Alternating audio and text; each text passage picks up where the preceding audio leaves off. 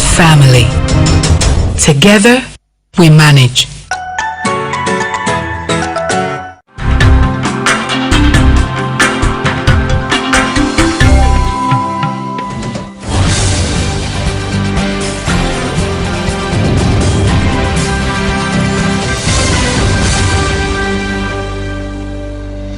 The international rights organization Human Rights Watch tells the Cameroon government to immediately publish information on revenues, disbursement and management of its Health Solidarity Fund. The organization suspects corruption, mismanagement and embezzlement.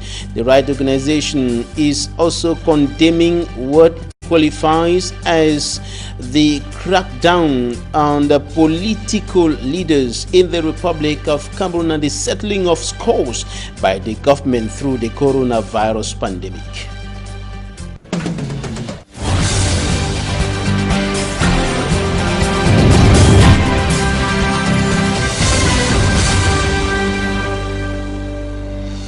Thanks, dear viewers, for joining us on this edition of the news on Equinox Television, live from our headquarters in Cameroon's economic capital, Douala. I am Babla Jonathan. We begin in the northern regions of the Republic of Cameroon, where a storm has caused a disaster in some institutions in that part of the Republic of Cameroon, and strong winds have blown off a section of the roof of Government Bilingual High School Mora in the far north region of the country, and some administrative institutions were equally affected by the storm. Innocent Most states of a section of Government's Bilingual High School Mora in the Mayo Sava division of the far north region, a consequence of strong winds that swept across the educational establishment over the weekend, affecting principally the Anglophone section and the 3 administrative offices. Lorsqu'on était venu dans la matinée, we arrived on campus this Monday morning and were shocked by the devastation. It has been impossible to move on with studies. I believe if we had trees planted all over the school, this destruction won't have occurred, leaving my schoolmates in frustration. We beg competent authorities to help give the ravaged sections another roofs. Comme il n'y a pas le plan, le vent est venu rapporter et détruire notre établissement. Enormous material damage has been recorded, especially in offices of administrators. Et c'est pas la première fois que nous vivons. It is not the first time this is occurring. It happens every year.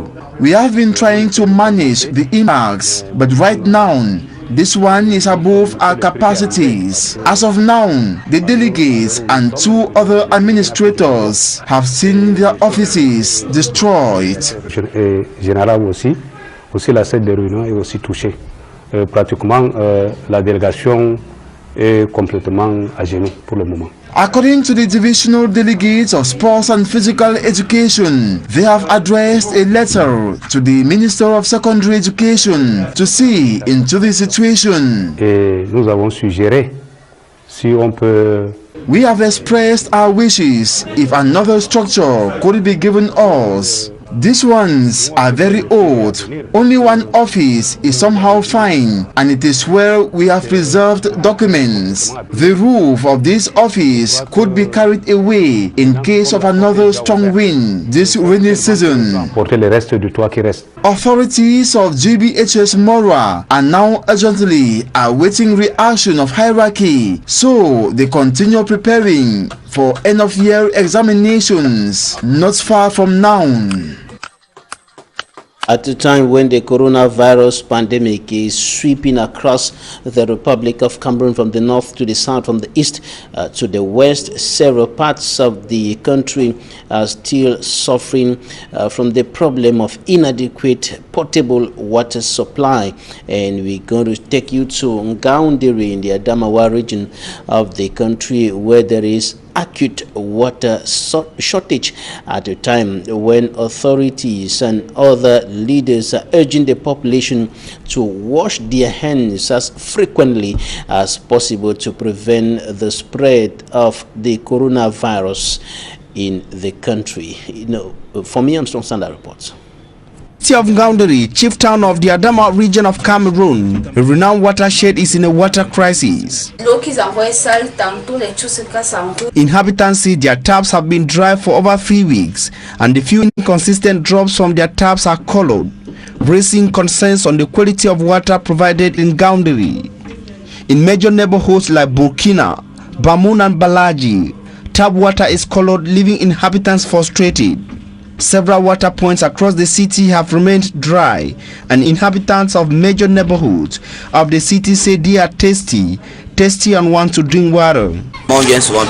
This is where we normally fetch water since it is free, but look down, there is no water.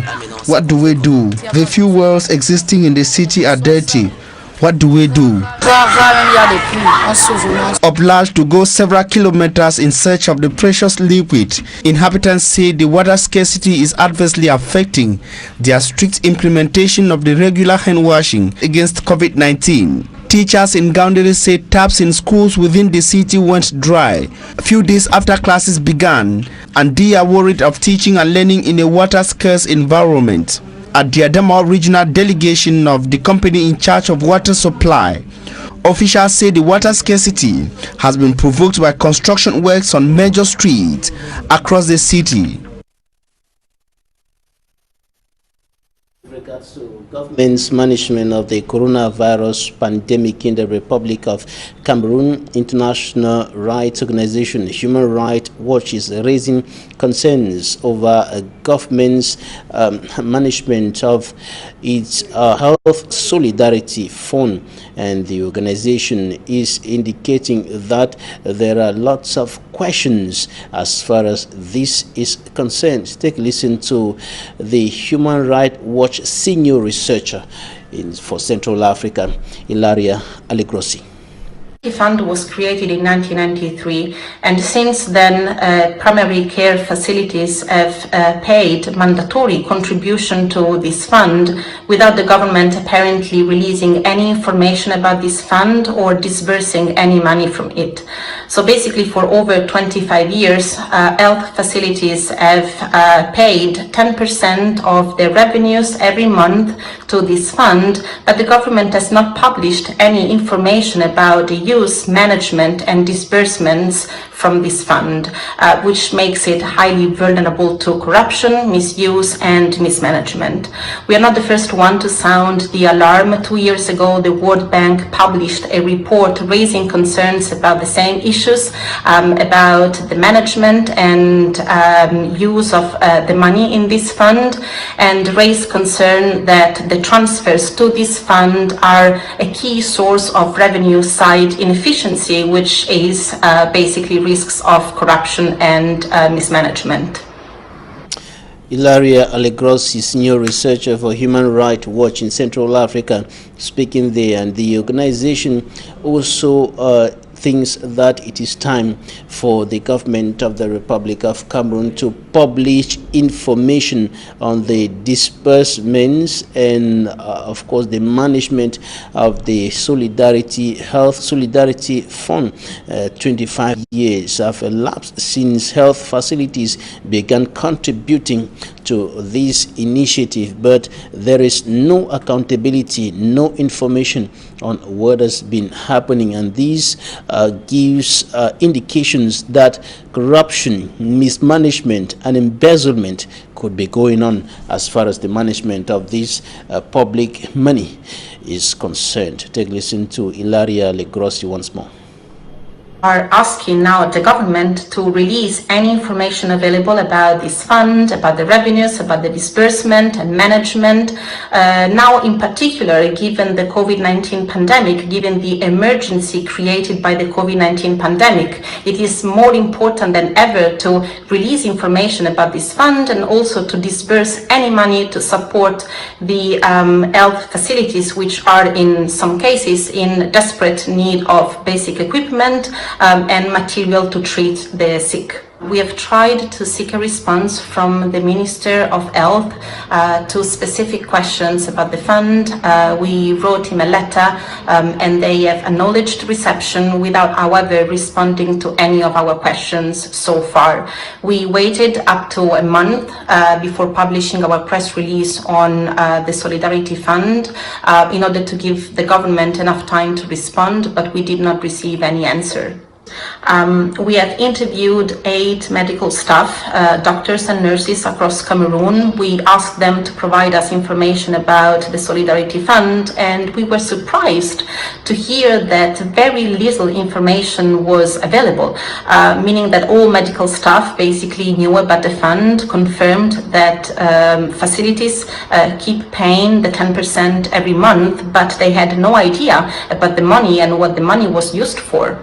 We think that this lack of transparency is particularly problematic because the fund's revenues largely come from patient fees that drive up the cost of healthcare. This is public money, and that's why the government should urgently clarify whether any money from this fund has been lost to corruption or misuse, and also establish clear accountability and transparency requirements to prevent any mismanagement and any risk of corruption. The President of the Republic of Cameroon, Paul Biya, the Minister of Public Health, Dr. Manauda Malachi, the Prime Minister, Chief Dr. Joseph Jangute, and other health authorities have been calling for a united front against the coronavirus pandemic. But Human Rights Watch thinks that there is no unity in the COVID-19 response in the Republic of Cameroon because government is using the pandemic to settle scores and to crack down on opposition politicians. A lot still has to be done to bring down the curve of the COVID-19 pandemic, says Human Rights Watch. We believe Cameroon has done significant effort to curb the spread of the virus by increasing its testing capacities, by rolling out public health care campaigns across the country, by informing the population on confirmed cases, and this was very positive. I think that the Minister of Health has done a very good job in informing the public on progress to fight the COVID-19 pandemic. However, at the same time, we believe that more needs to be done to make sure that health facilities are equipped adequately and sufficiently to respond to the pandemic. We spoke to doctors and nurses who reported severe shortages in hospitals, goods and equipment, from disinfectants to thermometers, ventilators, oxygen. This is very important also to be addressed in order to curb the spread of the virus.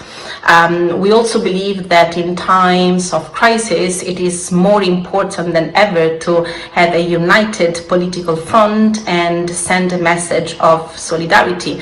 However, this seems at times to be problematic in Cameroon, where the government has used the pandemic to settle scores and punish and crack down on opposition parties by blocking or countering any fundraising initiatives and also donations from opposition-sponsored actions and initiatives. And Cameroon is now counting close to 10,000 confirmed cases of COVID-19. On to something else now. 6 suspected pirates and now in the drag nets of the Rapid Intervention Battalion. They were neutralized by elements of the B on Cameroon's territorial waters in Bakassi in the southwest region over the weekend. Derek Jato reports. Sources from the Rapid Intervention Battalion Bill data say elements of this elite unit of the Cameroon Armed Forces intercepted a 6-man sea pirate here in the waters of Edabatu, a subdivision in the Bakassi area of Njan Division in the southwest region of Cameroon at the weekend. The interception took place at night during the element routine patrols. All the 6 suspected sea pirates, sources say, were neutralized by Bill data. and these items are said to have been taken from them: ammunitions, charms, marijuana, 3 million naira and 1,250,000 francs CFA. The naturally endowed Bakassi before the station of this elite unit of the Cameroon Armed Forces in the area. The zone was famous for sea pirate activities, and Bill Data, among other things, has as assignment to make these Cameroon territorial waters a pirate-free zone. Derek Jato reporting there. 3 alleged bandits involved in the stealing and selling of vehicles have been arrested by elements of the National Armed Forces. They are said to have been involved in the stealing and selling of vehicles between the 2 major cities of Cameroon, the political capital Yaoundé and the economic capital Douala. The 3 were caught recently, and they were tracked down by elements of the National Gendarmerie. Details with Smanji Kangebre. It was a very long night for the elements of the Mobile Intervention Police Unit, GMI-2 of Bonanjo, Friday breaking Saturday, after receiving an alert of a stolen car in Yaoundé within the day. Thanks to the car tracker, those who stole the car were apprehended at the New Bell neighborhood in the Douala 2 subdivision. We have been having complaints that vehicles are currently stolen in Douala, and they take the direction of Yaoundé. While in Yaoundé, they steal also in Yaoundé and they come to Douala. So we got that information on time. I and my hierarchy, we set up a team on the various entrances into the region. And when the guys came, the band came in, they went straight to the hideout neighborhood around New Bell. So at about 4 a.m. in the morning, we were opportune to get them right-handed. 2 of the suspects were inside the car, getting ready to go to the point where they had to meet with the person who had to receive the vehicle. Due to the nightfall, the officers returned to New Bell neighborhood Saturday to check the residence of Ali Abba, who is usually the first to receive the leader of the gang when he brings a car. At his residence, several tools used in breaking into cars were seen, amongst them a telephone owned by the gang leader. Through the telephone, the 3rd person, who is the reseller, Abdullahi, was called and caught by the police officers. Apart from the tools used in opening the vehicles, some supernatural items were also seized by the security forces. After the arrest of the 3rd person, all 3 alleged gang group were later presented to the public by the elements of the Mobile Intervention Police Unit, GMI-2. I'm giving a strong message as one of the company commanders of this unit that we will not stop our fight in the fight against armed robbery and other criminals. I want to use this opportunity to regional hierarchy for all the efforts, all the support and the materials that he has put at our disposition to make sure that we track all these men of the underground work. The security officers have opened an investigation to lay hands on other members involved in this chain of business.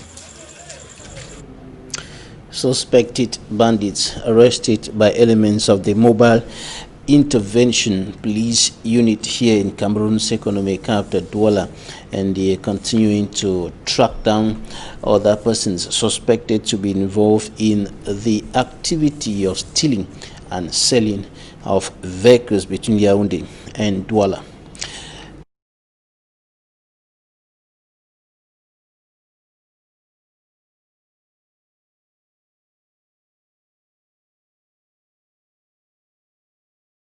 Confederation, it brings on board some specific things that will never be missing. It's like cooking a soup and making sure that there is salt in it. It doesn't matter what it is, there must be salt in it, and it is that salt that makes the specificity of confederation.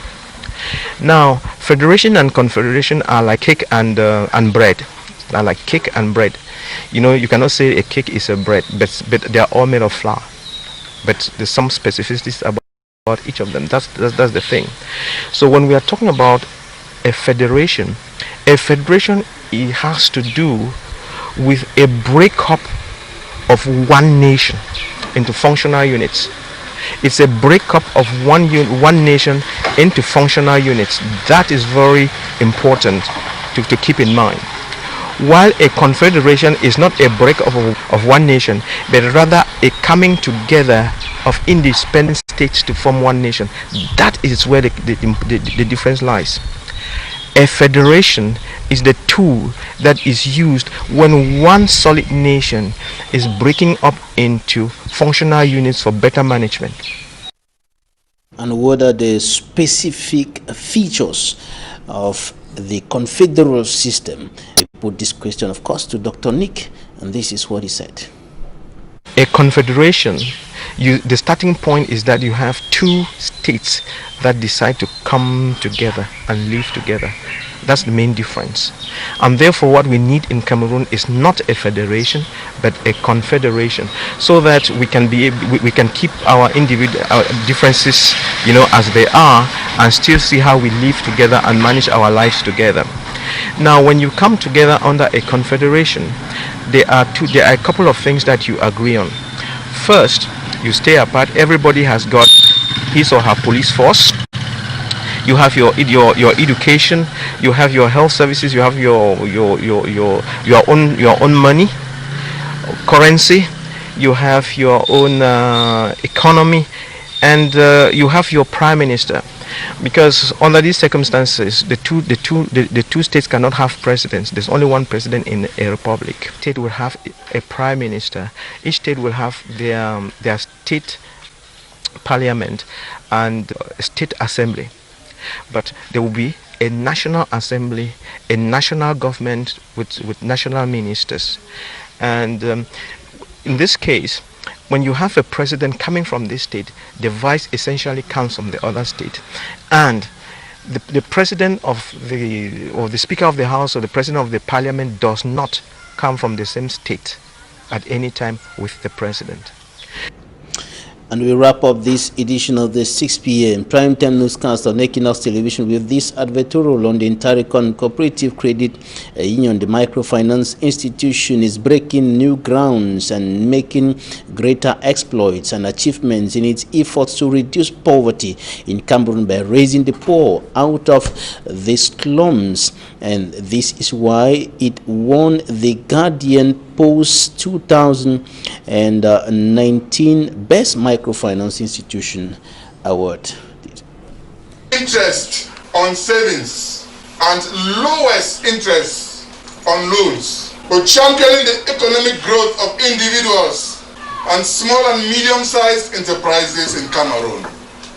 And that award goes to the Cameroon Cooperative Credit Union Limited.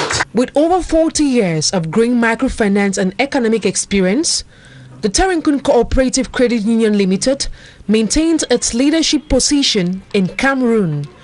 The institution's constant strive to reduce the wide gap between the rich and the poor through poverty alleviation earned it the 2019 Guardian Post Award. We had 4 categories in the finance category, and want to say that they overwhelmingly voted for Cameroon Cooperative Credit Union for the simple reason that it is a finance institution that takes care both for the ordinary persons, the buy and sellers, that they're able to invest their money, and when they come back they realize that they have so much interest. With this award, we want to tell our clients, our members and our would-be members that this brings us great joy, and this comes to encourage us and to tell them that we are going to do all innovations, all necessary innovations to bring them satisfactions even as time unfolds.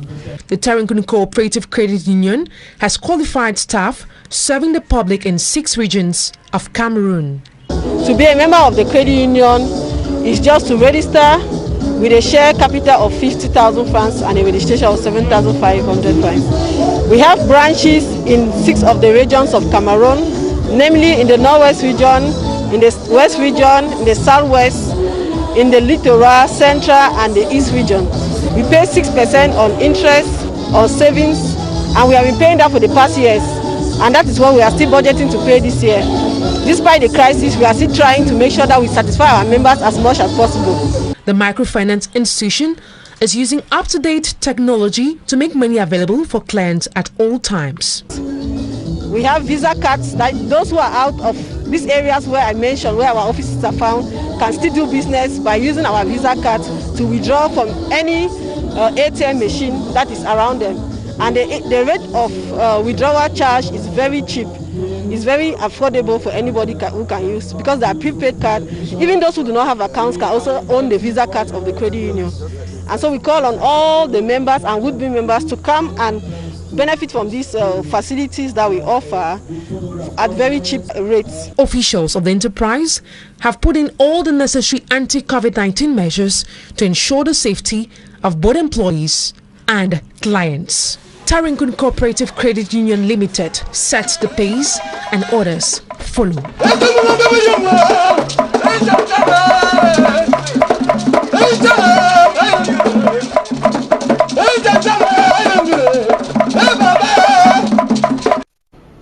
A demonstration of Cameroon's rich cultural heritage. Thanks for staying with us. Goodbye.